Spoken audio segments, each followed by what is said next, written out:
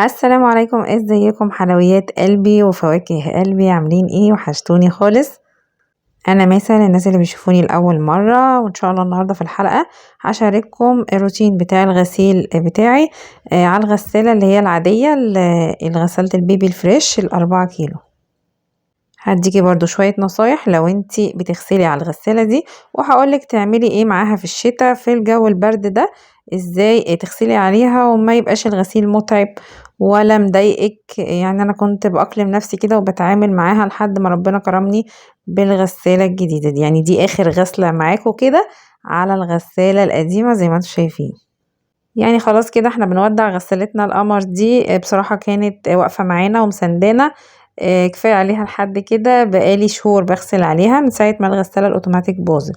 الغسالة زي ما انتم شايفين أنا بملاها من حنفية الحوض، يعني حاطة الغسالة جنب باب الحمام على طول.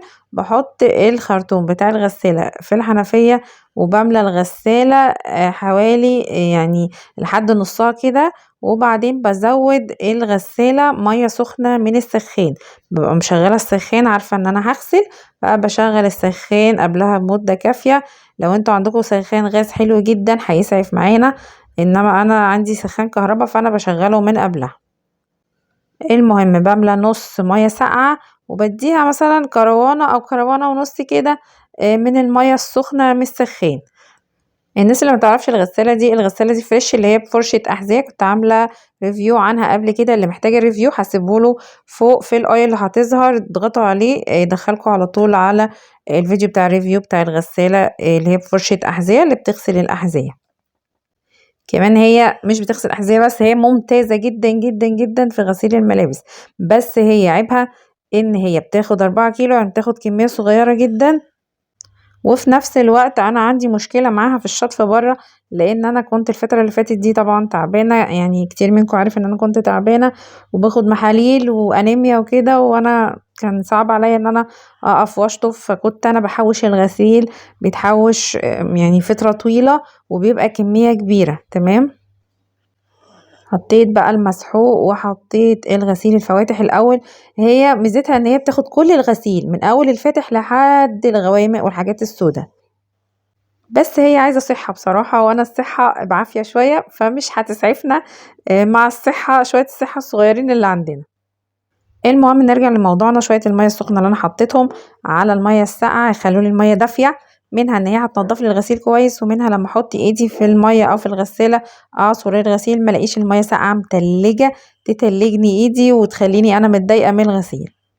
نيجي بقى على عملية الشطف. انا عندي البتاع ده انا جايباه علشان عندي المية في الصيف بتقطع كتير. تمام. فانا بملاه مية واحطه في الحمام لو حد محتاج مية، لو المية قطعت فبينفع بصراحة. وكان نفعني فان انا اشطف فيه الغسيل. زي ما انتم شايفين كده بملاه مية ساقعة، وبرده بزوده مية سخنة. يعني الحبة اللي انا حطيتهم دول مية سخنة من السخان بتخلي لي المية دافية. يعني انا عايزاها فترة دافية زي بتاعة الصيف كده، انا مش محتاجاها سخنة قوي، مش محتاجاها سخنة يعني في حاجة. يعني انا يا دوبك بس علشان اقدر احط ايدي في المية الاقيها دافية ما تضايقنيش وهي ساقعة متلجة كده. طبعا تحسوا ان الاعصاب كلها بتقف والايد كلها بتقف وبتتخشب. فده هيخلي الغسيل معانا سهل وسلس، وتعرفي حتى تحطي ايدك في قلب المية تطلعي الغسيل وتشطفيه. بص انا بشطف على مرتين. يعني انا بحط في البتاع الكبير ده، معرفش اسمه ايه، برميل ولا اسمه ايه، بحط فيه الغسيل يتشطف، وبطلع حتتين حتتين كده زي ما انتوا شفتوا في الكروانه الصغيره دي جوه الحوض. والحنفيه انا ظبطاها على ميه فتره دافيه، مش ميه سخنه قوي ومش ميه ساقعه، فتره يعني تكاد تكون بنفس درجه حراره الجسم. يعني كل اللي انا محتاجاه بس ان انا اقدر استحمل احط ايدي تحتها بس كده، مش اكتر. لان طبعا انتوا عارفين شهر واحد بتبقى المية تلاجة فريزر، بمعنى كلمة فريزر، نازلة من الفريزر بجد. وفكرة ان انا احط برميل المية ده اللي انا بشطف فيه على كرسي بلاستيك في الحمام كانت مريحاني بصراحة، بحيث ان انا موطيش او اتعب ظهري وانا واقفة بشطف. مش محتاجة ان انا اوطي بقى تحت مثلا في حنفية الدش ولا حاجة، لا انا بشطف فيه وانا واقفة، بملاه من حنفية الحوض وانا واقفة، وبطلع منه برضو على حنفية الحوض وانا واقفة برضو.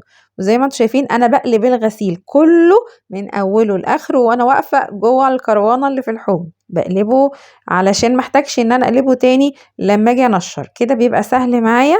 اما اجي انشر بقى باخده على طول انشره على طول، مش محتاجة ان انا بقى هقلب تاني وانا هم ان انا هقلب الغسيل تاني، لا بيبقى الغسيل كله مقلوب على ظهره كده زي ما انتم شايفين. ويا دوبك بعصر عصرة صغيرة، مش محتاجة ان انا اعصره جامد بقى لان انا هسيبه يصفي. هعلقه دلوقتي وهقول لكم انا معلقاه يصفي على ايه.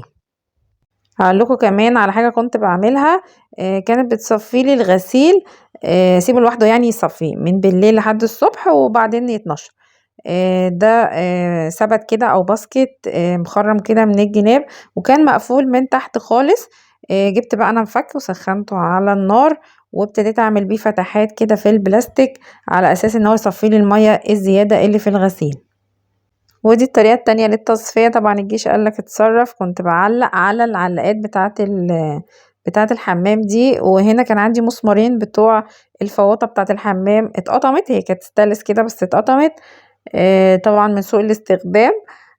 فانا ربطت اللي هو عارفين الرباط بتاع البنطلون السويت بانس ده، اما اتفك العيال بيفكوه، عيالي يعني بيشدوه يفكوه، فانا خدته رحت ربطاه ما بين المسمارين وبقيت اعلق عليه الهدوم.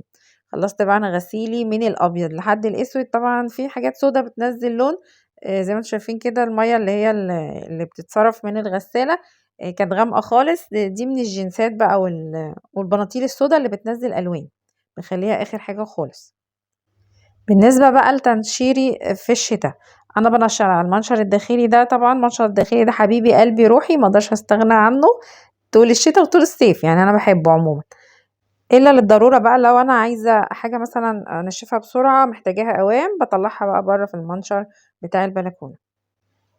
بنشر الاول على المنشر الداخلي ده جوه البلكونه، يصفي ميته في ارضيه البلكونه لو في ميه زياده، وبعدين ادخله جوه في الريسبشن عندي جوه، وبحط كرسي بلاستيك واحط عليه المروحه علشان تهويله علشان ينشف بسرعه، عشان بيشلني على بال ما ينشف بيقعد بيومين وثلاثه الغسيل مبلول.